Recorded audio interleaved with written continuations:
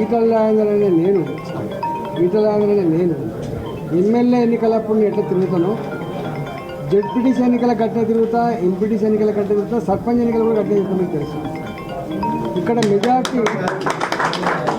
Majority sarpanch సీట్లు, ఎంపీటీసీలు, ఎంపీపీలు, జడ్పీలు ఎవరు గెలుచుకోవడం మీరు చెప్పండి. ఎప్పుడైనా ఓడిపోయిందా జమ్మికుంట నచ్చిన పంచాలి? ఎప్పుడైనా ఓడిపోయిందా మండల పరిషత్? ఎప్పుడైనా 20 ఏళ్ళల్లో ఒక్కసారి జడ్పీటీసీ ఓడిపోయిందా? 20 ఏళ్ళల్లో ఎంపీపీ ఎప్పుడైనా ఓడిపోయిందా?